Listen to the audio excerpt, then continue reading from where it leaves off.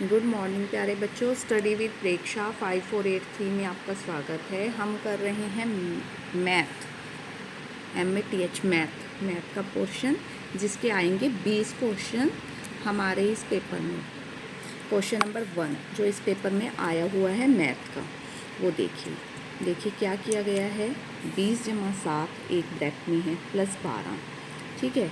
20 जमा 7 जमा 12 फिर दूसरी ब्रैकेट में, इसको सोल्व करेंगे 27 प्लस 12 39 आ गया, ठीक है। इसको सोल्व करेंगे 20 जमा 19 वो भी 39 आ गया। ये किस गुण को प्रदर्शित करता है, ये किस गुण को एसोशिएटिव कि हमने पहले इनको एसोशिएट किया फिर इनको, तो इसको हम क्या कहते हैं एसोशिएटिव प्रॉपर्टी। तो ये किस गुण को प्रदर्शित करता है, हमारे एसोशिएटिव प्रॉपर्टी को। सेकंड क्वेश्चन देखिए, -60 डिवाइड 3 उसको 3 से भाग करना है, जमा 10 गुना 45 भाग 3 -2। सबसे पहले इसमें लगेगा हमारा बोर्ड मास का फार्मूला। कौन सा फार्मूला लगेगा, बोर्ड मास।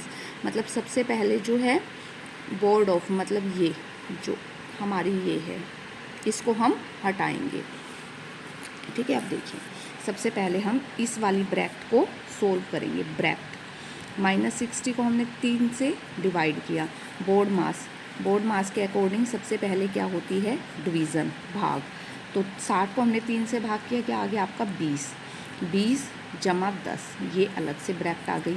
फिर दूसरी ब्रैकेट को हम सोल्व करेंगे। 45 को हमने किससे भाग किया, 3 से, कितना आ गया 15 माइनस 2। अब इस ब्रैकेट को सोल्व किया तो आ गया -10 -20 जमा 10 -20 जमा के 10 -10, और उसको 15 में से 2 गए 13 से हमने गुना कर दिया, तो कितना आ गया हमारा आंसर -130, -130 जो है हमारा राइट आंसर है। इसके बाद अगले पे चलते हैं। समानांतर चतुर्भुज का आधार उसकी ऊंचाई का 4 गुना है और क्षेत्रफल 256 है, तो इसकी ऊंचाई कितनी है वो हमें ज्ञात करनी है। सबसे पहले समानांतर चतुर्भुज जिसके आमने सामने की भुजाएं समानांतर होती हैं, समानांतर चतुर्भुज, ठीक है। उसका आधार और ऊंचाई, उसके क्षेत्रफल का फार्मूला क्या है, आधार गुना ऊंचाई। तो उसका आधार जो है x मान लिया, ऊंचाई जो है x मान ली, और आधार उसका 4 गुना है 4x। इन दोनों को गुना करने पर क्या आना चाहिए, 256 आना चाहिए। 4x² बराबर 256। ये 4 कहाँ चला गया, नीचे। 4 से हमने डिवाइड कर दिया 64 किसका वर्ग है, 8 का। तो ऊंचाई कितनी है उसकी, 8। ऊंचाई कितनी आ गई हमारे पास, 8। नेक्स्ट क्वेश्चन है, देखिए बहुपद दिए गए हैं, उनको हमें सोल्व करना है। तो पहले हमने ये वाला बहुपद लिखा, फिर इसके नीचे x के नीचे x, y के नीचे y, z के नीचे z, और जमा का निशान था।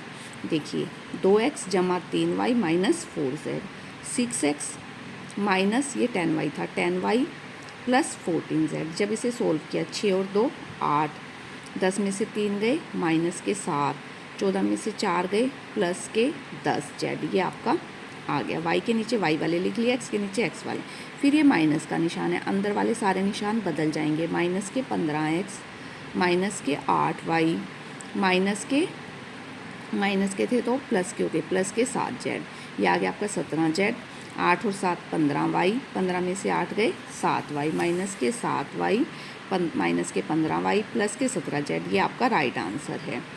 इसमें आपको x का मान ज्ञात करना है, ठीक है। कुछ दिया गया है 30 प्लस x की 4 इज इक्वल टू 50 625, ठीक है। तो हमने इसका ऐसे करके गुणनखंड कर लिए। 50 625, 5 से भाग किया 10 125, फिर 5 से भाग किया 2025, 5 से भाग किया 405, 5 से भाग किया 81, 5 से नहीं जाएगा 3 से जाएगा, 3 से 27, 3 से 9, 3 से 3, 3 से, तो 5 4 अक्षरों वाली हमें घात चाहिए। तो 5 के 4 आ गई और 3 की 4 आ गई, मतलब 15 की 4 आ गई। 4 से हमारी 4 कट गई। 30 जमा x बराबर 15। ये 30 इधर आके माइनस का हो गया, 30 इधर आया किसका हो गया, माइनस का। माइनस के 30 माइनस के 15 जो है वो हमारा राइट आंसर आया, -15। अब 15 गुना 16 गुना 17, इसकी वैल्यू है 0। किसी भी चीज़ की वैल्यू 0 हो, आप पेपर में से गुना मत करने बैठ जाना। बहुत बड़ा क्वेश्चन बन जाएगा कि 15 को 16 से गुना करेंगे, जो आएगा उसको 17 से गुना करेंगे, फिर उसकी वैल्यू 0 लेंगे। बहुत बड़ा क्वेश्चन है। किसी भी चीज़ की वैल्यू 0 जो है उसका मान हमेशा 1 होता है। 1000 की वैल्यू 0, मान है 1। 2 की वैल्यू 0, उसका मान भी है 1। 5 गुना 7, इसकी वैल्यू 0, इसका मान भी 1 है। इसको 0 देखकर आपने ऊपर इसको 1 पर टिक कर देना है, 1 ही होता है इसका हमेशा मान। आगे देखिए, 10 की शक्ति 22, 10 की शक्ति 23 और 10 की शक्ति 24, इसका स्थानीय इकाई के अंक का मान क्या होगा? ठीक है, 10 को हम जितनी मर्जी बार लिख लें। जब हमने 22, 23, 24 ये जोड़ लिया, ठीक है, तो 10 की शक्ति कितनी आ गई हमारी? 100। ठीक है, 10 की शक्ति कितनी आ गई हमारी? 100। 22, 23, 24 या जितनी भी आ गई, 22, 23, 24 जितनी भी, 4, 3, 7, 8, 9, 2, 2, 4, 2, 6। देखिए इसका क्या फैक्ट है? 10 की शक्ति 22, 1 के पीछे 22 जीरो हैं। 10 की शक्ति 23, 1 के पीछे 23 जीरो हैं। और 10 की शक्ति 24, 1 के पीछे 24 जीरो हैं। जब हम इनको जोड़ेंगे, लास्ट इकाई का अंक तो हमारा 0 ही रहेगा, तो इसलिए जो इसका आंसर आएगा वो क्या आएगा? 0 आएगा। क्यों आया 0? हम ये जितनी मर्जी शक्ति हो, पीछे तो 0 ही लगेगा ना। अब 10 की शक्ति 1 मतलब 10, 10 की शक्ति 2 मतलब 100, 10 की शक्ति 3 मतलब 1000। तो इकाई का अंक कितना है? वो तो 0 ही है। तो इकाई का अंक तो इसमें क्या रहेगा? 0 ही रहेगा। अगले क्वेश्चन में देखिए, यह आसान क्वेश्चन है। x² xy y² xy ये सिर्फ आपस में जुड़ सकते हैं, y² आपस में जुड़ सकते हैं, xy आपस में जुड़ सकते हैं। कैसा है? बहुपद है। x² है, एक xy है, एक y² है। 3 अगर एक पद है, द्विपद है या बहुपद है, तो ये बहुपद है। 100 की शक्ति 10 में शून्य की संख्या है। शून्य कितने होंगे? 100 की शक्ति 10 में शून्य कितने होंगे? 100 की शक्ति 1। अब यहाँ आ जाइए आप ये वाले क्वेश्चन पे। 100 की शक्ति अगर 1 है हमारी, तो कितने शून्य हैं? 2 शून्य हैं। 2 है तो 4 शून्य हैं। 3 है तो 6 शून्य हैं। 1 2 3। 4 है तो 8 शून्य हैं। तो अगर यहाँ 10 हैं तो कितने शून्य होंगे?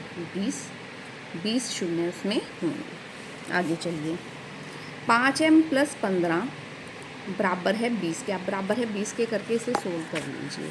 5m + 15 बराबर 20। ये 15 उधर गया, माइनस का हो गया, 5 आ गया। 5m ये नीचे चला गया, 1 आ गया। तो 5m ये बड़ा है, बराबर है 1 के। m जो है बड़ा है और बराबर है 1 के। ये आ जाएगा आपका आंसर। यदि बाबू ने 8200 रुपये के ऋण के लिए 8% वर्ष की दर से इतने रुपए चुकाए तो उसे कितने वर्ष लगे? ये निकालना है आपको। पहले हमने निकाला ब्याज, ठीक है, इसमें से ये घटा लिया, ये आ गया मूलधन गुना दर गुना समय बटे 100 बराबर ब्याज। मूलधन आ गया 8200 रुपये, दर 8, x समय 100, ये आ गया आपका 2624 रुपये। 2624, 0 से यहीं 0 काट ली, 82 और 8 आ गया, ठीक है। 8 से इसको काटा, 328 पे ये चला गया। फिर हमने 41 से काटा 328 को, 8 पे कट गया और 41 से ये 2 पे, तो 4 साल जो है हमारी वो आ गई एज। अब इस चित्र में m का मान ज्ञात करना है आपको। किसका मान ज्ञात करना है? m का। ये कितने के कोण बन रहा है? 360 का। कि कोई भी वृत्त में कितने का कोण बनता है? 360 का। 4 कोण हमें दिए हैं, 360 में से घटा देंगे तो 122 का कोण हमारा आ जाएगा। देखिए 360 में से पहले मैंने 90 घटाए, 72 और 18 90, 90 घटा दिए 270 आ गए। फिर 60 घटा दिए 210 आ गया। फिर उसमें से 88 घटा दिए 122 बचा, तो 122 डिग्री का ये कोण है, ठीक है। यदि 2 समतल आकृतियाँ सर्वांग सम हों तो वो कहलाती हैं कि वो आकार में भी समान है और आकृति में भी समान है। एक के ऊपर दूसरी को रखा जा सकता है। निम्नलिखित में से सही कथन चुनिए। एक त्रिभुज आप सब ने देखी है। त्रिभुज में या तो तीनों कोण न्यून होते हैं, ठीक है, या एक कोण समकोण हो सकता है, बाकी 2 न्यून होंगे। एक त्रिभुज में एक से अधिक समकोण होंगे, गलत है ये बात, होते नहीं समकोण। एक त्रिभुज में केवल एक अधिक कोण होगा, ठीक है। अगर हम एक अधिक कोण बना दें तो त्रिभुज बन सकती है, 2 न्यून कोण हो जाएंगे। ये बात ठीक है। एक त्रिभुज में सभी न्यून कोण हो सकते हैं, ये भी बात सही है, हो सकते हैं। त्रिभुज में सभी अधिक कोण हो सकते हैं, ये बात सही नहीं है, क्योंकि त्रिभुज के तीनों कोणों का जोड़ 180 होता है। अगर सारे 90 से ज़्यादा हो जाएंगे तो कैसे बनेगी त्रिभुज? केवल दूसरा और तीसरा जो है वो सही है, सही छांट रखे। अब इसमें आपको माध्यिका, माध्य माध्य माध्यिका, माध्यिका होती है बीच वाली। सबसे पहले हमने इनको लिखा आरोही क्रम में, बढ़ते क्रम में या घटते क्रम में आप लिख सकते हैं। ये 11 संख्याएं हैं। देखिए आप गिनेंगे जब 1 2 3 4 5 6 7 8 9 10 11, आपको सबसे पहले 11 लिखनी है। -13 -8 -4 -3 0 1 3 7 8 9 18। हमने इनको अरेंज कर लिया, तो इधर से 5 छोड़ दी, इधर से 5 छोड़ दी, तो हमारे पास आया 1 जो है इसका राइट आंसर है। त्रिभुज के केंद्रक, प्रत्येक माध्यिका को त्रिभुज का केंद्रक, ये हमारी बन गई त्रिभुज। इसकी हमने माध्यिका खींची, ये खींची, ये इसकी और ये इसकी। देखिए ऊपर वाली 2 है, नीचे वाली 1 है, ये 2 है, ये 1 है, ये 2 है, ये 1 है, ये छोटी है, ये बड़ी है, 2:1 में विभाजित करती है। यदि किसी वर्ग का आकार 10 और सीमा 80 है, तो वर्गों की कितने, वर्ग का आकार 10/10 के वर्ग हैं और सीमा 80 है 8, तो कितने हैं उसमें 8 वर्ग हैं। ये किस गुण को संतुष्ट करता है? घटाव, माइनस का गुण है, इसे घटाएंगे तो अलग आएगा, इसे घटाएंगे तो अलग आएगा, इसमें से घटाएंगे तो अलग आएगा। एसोसिएटिव है, एसोसिएटिव के गुण को ये संतुष्ट नहीं करता, कि अगर हम जमा वाला संतुष्ट करता था लेकिन माइनस वाला संतुष्ट नहीं करता, सेम आंसर नहीं आता, बराबर नहीं है। पहचान करें निम्न में से कौन एक रैखिक समीकरण है। आपका दूसरा चैप्टर है रैखिक समीकरण। आपने बहुत सारी समीकरणें सोल्व की हैं। के स्क्वायर वाली एक रैखिक समीकरण नहीं है, ये भी रैखिक समीकरण नहीं है, ये वाली एक रैखिक समीकरण है। अवर्गीकृत डेटा का ग्राफिकल प्रदर्शन है। पाई चार्ट जो है वो अवर्गीकृत डेटा का एक ग्राफिकल प्रदर्शन है, पाई चार्ट। ठीक है, अगर आपको वीडियो पसंद आई आप चैनल को सब्सक्राइब कीजिए। Please like share and subscribe. Thank you for watching.